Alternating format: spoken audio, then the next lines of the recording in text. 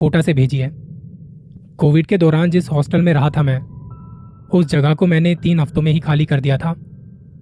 जब मैंने यहाँ की बातें अपने पेरेंट्स को बताई और जब इस जगह से कहीं और शिफ्ट करने के लिए वो आए थे, सामान पैक करवाने में मेरी हेल्प कर रहे थे, तब हम तीनों ही हॉस्टल में बैठे कुछ बात करते करते रुक जाते हैं। वो हॉस्टल काफ़ी शांत था, लेकिन मेरे दिमाग में एक अलग ही तूफान मचा था। पर आखिर क्यों? 2020 में जब कोविड अपनी पीक पर पहुंच के थोड़ा कम हुआ, इस टाइम पर ऑनलाइन क्लासेस के साथ साथ ऑफलाइन क्लासेस भी शुरू हो चुकी थी। और तब मुझे भी अपने लिए एक दूसरा हॉस्टल देखना था ताकि मेरी पढ़ाई बिना रुके चलती रहे। उस टाइम पर मुझे बहुत ज़्यादा टेंशन रहती थी। मैं डिप्रेस्ड हो चुका था। मुझे पता नहीं क्यों थोड़ा थोड़ा डर भी लग रहा था घर से निकलने में, क्योंकि कोविड अभी भी था। मुझे एक नई जगह वाली फील आ रही थी। इतने दिन घर में बंद रहने के बाद एकदम से बाहर आना काफ़ी मुश्किल था। मेरे पेरेंट्स ने कई सारे हॉस्टल देखे। जो सबसे पहले देखा था वो तो हमें बिल्कुल भी पसंद नहीं आया। वो बहुत ही ज़्यादा बंद सा था। वहाँ पे तो एक खिड़की तक नहीं थी। मुझे लगा कि अगर मैं यहाँ पे रहा तो मेरा दम घुट जाएगा। इतनी बेकार सी थी वो जगह। इसके बाद मैंने और भी कई ऑप्शन देखे और काफ़ी ढूंढने के बाद एक हॉस्टल हमने फाइनलाइज किया। तब तो खैर मुझे भी पसंद आ गया था, पर यह जगह ऐसी होगी, अगर मुझे पता होता कि यहाँ कैसी कैसी चीज़ें होने वाली हैं, तो मैं उस घुटन भरे कमरे में ज़्यादा रहना पसंद करता, ना कि इस जगह पर। मुझे ज़रा भी अंदाज़ा नहीं था कि आगे चल के ये जगह मुझे ऐसे हॉन्ट करेगी। इस जगह को मैं जब भी याद करता हूँ तो हमेशा मुझे लगता है कि कोई मुझे अभी भी देखने की या याद करने की कोशिश कर रहा है, पर नेगेटिव तरीके से।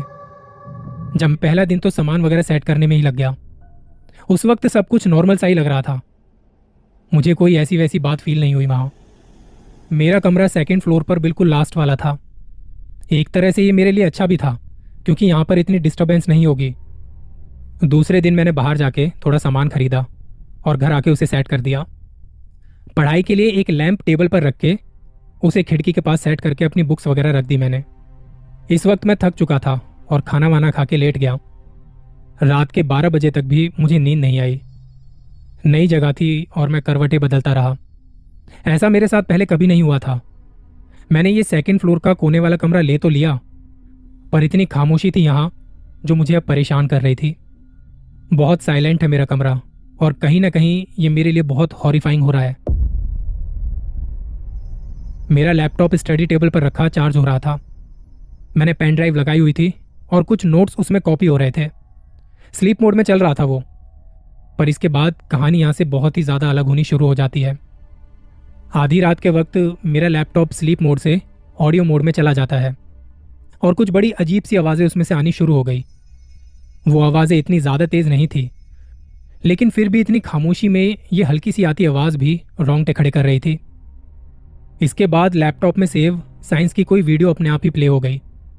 मैंने लैपटॉप में देखा तो ये आवाज़ इसी वीडियो से आ रही थी। मैं डरा हुआ था कि ये हुआ तो हुआ कैसे। उसमें लॉजिक ढूंढने लगा। शायद मैंने गलती से वीडियो ओपन करके छोड़ दी होगी, जिसके बाद वो अपने आप चालू हो गई। मैं फालतू में ज़्यादा सोच रहा हूँ। इसके बाद मैंने लैपटॉप को पावर ऑफ कर दिया, उसे डबल चेक किया और टेबल पर ऐसे ही छोड़ मैं सोने चला गया। मुझे लग रहा था कि अब तो मुझे गहरी नींद आ ही जाएगी, पर यह मेरे मन का सबसे बड़ा वहम होने वाला था, क्योंकि ये मेरी आखिरी नींद होने वाली थी अगले कुछ दिनों के लिए। मैं रात को देर से सो के सुबह जल्दी उठता। कुछ योगा एक्सरसाइज बताई गई थी कोविड में अपनी इम्यूनिटी स्ट्रांग करने के लिए। नहा धो के मैंने अपना बैग उठाया और नीचे चला गया ब्रेकफास्ट करने। हॉस्टल की तरफ से हम सबके लिए सुबह का नाश्ता यहीं से मिलता था। मैं गया तो वहाँ पे सिक्योरिटी गार्ड से मेरी थोड़ी बात हुई। उन्होंने मुझसे कहा, बेटा रात में पढ़ाई करते टाइम थोड़ा ना ध्यान रखा करो, तुम्हारे कमरे से आवाज़ें आ रही थी, दूसरे बच्चों को दिक्कत हो जाएगी। मैं तुम्हारे कमरे के पास आया भी था।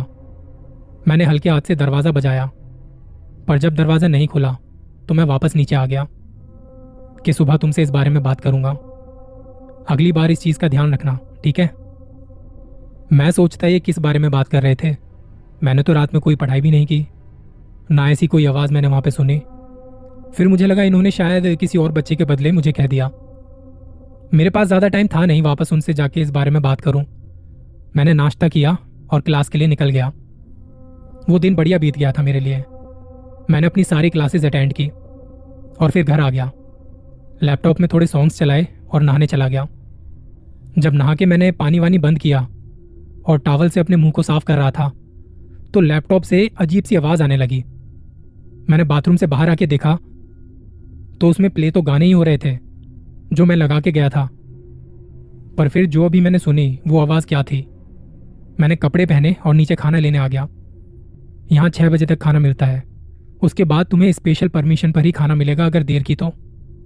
आज खाने में एग करी और पुलाव बने थे।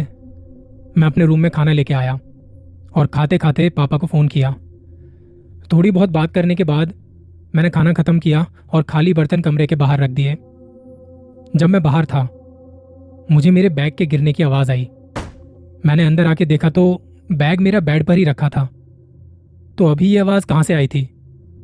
मैं अपनी चेयर पर बैठा, पानी पिया और बुक खोल के देखने लगा। पढ़ते पढ़ते मुझे टाइम का पता नहीं चला। 12 बजने को थे और लगा कि अब सोना चाहिए। मैं जब सोता हूं तो बड़ी गहरी नींद आती है। उसके बाद क्या हो रहा है मुझे बिल्कुल भी पता नहीं चलता। अगली सुबह जब मैं उठा और नहा धो के नीचे ब्रेकफास्ट लेने गया तो वही सिक्योरिटी गार्ड आज फिर से मुझे पकड़ते हैं। कल तो उन्होंने बड़े प्यार से समझाया था, पर आज उन्होंने थोड़ा रूड होते हुए कहा, रात को तुम करते क्या हो? तुम्हारे कमरे से अजीब आवाजें आती हैं। देखो, अभी तो ये बात मुझ तक है, पर तुमने हॉस्टल के रूल्स फॉलो नहीं किए, हमारी बात नहीं मानी तो तुम्हारे पेरेंट्स को बताना पड़ेगा। इस बार मैं चुप नहीं रहा। मैंने भी कह दिया कि मैंने कमरे में ऐसा कुछ नहीं चलाया जिसकी आवाज़ आपने सुनी हो। एक लैपटॉप है, उसे मैंने स्विच ऑफ कर दिया था। फ़ोन भी बंद पड़ा था मेरा। ऐसा कुछ था ही नहीं जो आप मुझ पर ऐसे भड़क रहे हो। मेरी बात से उन्हें लग रहा था कि मैं बहाने बना रहा हूँ। मेरे को लग रहा था वो कुछ और समझ रहे हैं। शायद बहुत ज़्यादा प्रेशर ले लिया था खुद पर, और जब भी वो किसी को इस बारे में कुछ कहता या बताता तो कोई उसकी बात समझने को तैयार ही नहीं था। वो खुद को बहुत हेल्पलेस फील करता था। साइंस के टीचर उसे कुछ ना कुछ कहते रहते थे। भरी क्लास में कई बार उसकी बेइज्जती भी की। जब मेरा सीनियर ये सब मुझे बता रहा था मेरे माथे से पसीना नहीं रुका और मेरे दिमाग में वही सब बातें घूमने लग गई। ये उसी साइंस टीचर की बात तो नहीं कर रहा जिसका लेक्चर अपने आप मेरे लैपटॉप में चालू हो गया था। वो जो सिक्योरिटी गार्ड भी मुझसे कंप्लेन कर रहा था, कुछ इसी से रिलेटेड है शायद। ये सब सुनते ही मैं सबसे पहले उसी सिक्योरिटी गार्ड के पास गया कि आपने हमें पहले क्यों नहीं बताया, ऐसा कुछ हुआ है यहाँ पे, मुझे ये कमरा बदलना है अभी के अभी। सिक्योरिटी गार्ड ने कहा, देखो अभी तो हमारे पास और कोई रूम खाली नहीं है। मैं इस कंडीशन में था नहीं कि इतनी जल्दी जल्दी हॉस्टल बदलता रहूं। मेरी पढ़ाई भी खराब होगी और घर वाले अलग से परेशान होंगे। अभी एकदम से मैं कहीं जा भी नहीं सकता था। मुझे कुछ दिन और वहां रहना पड़ेगा उस कमरे में। मेरे दिमाग में ये सब बातें चल रही थी, लेकिन मुझे क्या पता था कि आने वाले दिन मेरे लिए और भी ज्यादा मुश्किलें पैदा करेंगे। अब मुझे यही लगा रहता, इस रूम में ना जाने और क्या क्या मेरे साथ होने वाला है। हर छोटी से छोटी आती आवाज़ मुझे परेशान करने लगती है। मेरे दिमाग में एक तरह का शोर था जो मैं किसी को बता भी नहीं सकता। यहाँ किसी को बताया तो कोई समझेगा नहीं, घर वालों को बताया तो वो परेशान होंगे। अब करूँ तो क्या करूँ। अगली रात जब मैं बैठा पढ़ाई कर रहा था, मेरे बाथरूम वाली खिड़की पर एक धम से आवाज़ आई। वो आवाज़ काफ़ी तेज़ थी। इस आवाज़ को सुन के मैं इतना ज़्यादा डर गया कि मुझे कपकपी सी चढ़ने लगी। मुझे कुछ समझ नहीं आया कि क्या करूं। फिर मैंने अपने लैपटॉप में भगवान की प्रेयर चला दी ताकि मुझे थोड़ी हिम्मत मिले, कुछ पॉजिटिव साउंड कमरे से आती रहे। और आप मानोगे नहीं, ये चीज़ें सच में काम करती हैं। आपके आसपास पॉजिटिव सराउंडिंग का होना बहुत ज़रूरी है। मैं लैपटॉप को रात भर चार्ज किया करता और लूप मोड में प्रेयर लगा के सो जाता। एक बार सोने के बाद मुझे पता नहीं होता कि क्या हो रहा है। सुबह जब उठता तो लैपटॉप को बंद करता। हफ्ते भर मैंने ये रूटीन सा बना लिया था, पर जब धीरे धीरे चीज़ें ठीक होने लगी मैं इस रूटीन को फॉलो करना भूल जाता हूँ। एक रात मैं बहुत ज़्यादा थका आ रहा कमरे में आके बेड पर लेटते ही सो गया। आधी रात को एक बहुत तेज़ आवाज़ आई, जैसे दीवार पर किसी की बॉडी बहुत बुरी तरह से टकराई है या कोई छत से नीचे गिरा है। मैं शायद उस आवाज़ को एक्सप्लेन नहीं कर सकता क्योंकि नॉर्मली ऐसा होता नहीं है। ये आवाज़ सुनते ही मेरी आंखें खुली तो मैंने क्या पाया, मेरी पूरी बॉडी एक चादर में लिपटी हुई है। और मैं कमरे में बस अपनी आंखें दाएं बाएं घुमा के देख सकता था। एकदम से मेरे दिमाग में काफी उल्टे सीधे ख्याल आने लगते हैं। मैं पिछले कई दिनों से रात को लाइट जला के ही सोता था। आज लाइट भी बंद थी, जबकि मुझे याद है रात को मैंने लाइट बंद की नहीं थी। मैंने सबसे पहले तो खुद पर से वो चादर हटाई, और जब मैं चादर हटा के लाइट जलाने के लिए जाता हूं, मुझे फील हुआ कि कमरे के बाहर कोई है। मुझे दरवाजे के नीचे से बाहर एक शैडो दिखाई दे रही थी। मैंने लाइट ऑन की और लाइट ऑन करते ही वो शैडो रुक गई, जो अभी तक इधर उधर मूव कर रही थी। मैंने दरवाजे के नीचे से धीरे से देखने की कोशिश की तो वहां कोई भी नहीं था। मैंने झट से अपना फोन उठाया कि उसमें प्रेयर चलाता हूं, पर फोन की बैटरी पूरी डेड थी। लैपटॉप ऑन किया तो उसकी भी बैटरी डेड। मुझे समझना है कि ऐसा कैसे हो सकता है। तभी मेरे कमरे के दरवाजे पर हल्की सी नॉकिंग हुई। वो आवाज सुन के मैं बहुत ज्यादा डर चुका था। मैंने तभी चार्जर निकाल के फोन और लैपटॉप चार्जिंग मोड पर लगाए, पर इन्हें कम से कम 5 मिनट अभी लगेंगे। मैं अपनी स्टडी टेबल पर ही बैठ गया कि जैसे ही फोन ऑन होगा मैं प्रेयर चला दूंगा। वो नॉकिंग की आवाज एक एक कर 3 बार आई थी। मैं बैठा बैठा कांपने लगा, और जैसे ही फोन ऑन हुआ मैंने प्रेयर चला दी, और फिर फोन को ऐसे ही टेबल पर छोड़ दरवाजे की तरफ जाने लगा। मेरे हाथ कांप रहे थे, पर फिर भी मैंने डरते हुए दरवाजा खोल के देखा तो सामने कोई नहीं। एक कदम बाहर आके देखा तो कॉरिडोर के एंड में कोई खड़ा था, जो बिल्कुल भी हिल डुल नहीं रहा था, बस एक ही पोजीशन में खड़ा रहा। मैं वापस कमरे में आया, रूम लॉक करके बैठा। तब तक लैपटॉप भी ऑन हो चुका था। मैंने लैपटॉप में प्रेयर चलाई और फोन से नीचे सिक्योरिटी गार्ड को कॉल किया। उसे बताया ऊपर कॉरिडोर में कोई खड़ा है और वो मेरे कमरे के बाहर आके दरवाजे पर नॉक कर रहा है। सिक्योरिटी गार्ड ने कहा मैं अभी आया। 2 मिनट में सिक्योरिटी गार्ड आए और उन्होंने कहा कि यहाँ तो कोई भी नहीं है। वो जब आए थे तो उन्होंने कॉरिडोर की लाइट्स ऑन कर दी।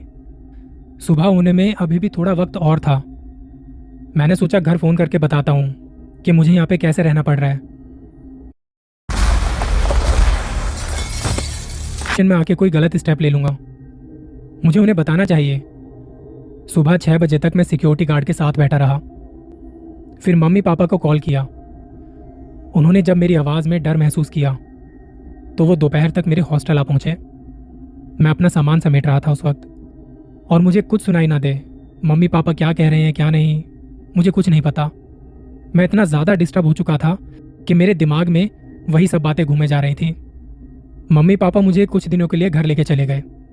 मुझे इस ट्रॉमा से बाहर निकलना था, तो वो मुझे बिल्कुल भी अकेला नहीं छोड़ सकते थे। 8-10 दिन लगे मुझे नॉर्मल होने में। उसके बाद पापा और मैं गए किसी दूसरे हॉस्टल के लिए। इस बार हॉस्टल मिला तो उसकी हिस्ट्री वगैरह निकाली हमने, और फिर 2 हफ्ते बाद दोबारा से मैं शिफ्ट हो गया किसी दूसरे हॉस्टल में। पापा ने कह दिया था कुछ बात हो तो हमें बता दिया कर, तुझे कोई भी गलत स्टेप नहीं लेना है। उन्होंने देखा था मुझे कैसे मैं मेंटली बहुत ज़्यादा डिस्टर्ब हो चुका था, पर अब ठीक हूँ, और ऊपर वाले से प्रार्थना करता हूँ उस हॉस्टल में रहने वाली वो स्पिरिट जो भी वहाँ पे है उसे मुक्ति मिल जाए, ताकि आगे किसी और स्टूडेंट को वहाँ पे तकलीफ ना हो। नीरज की ये कहानी मैं रात के 12:30 बजे रिकॉर्ड कर रहा हूँ। इतनी खामोशी है यहाँ, मेरे रोंगटे खड़े हो गए। फिलहाल इस एपिसोड में बस इतना ही। मेरा नाम प्रवीण है, दुआओं में याद रखना।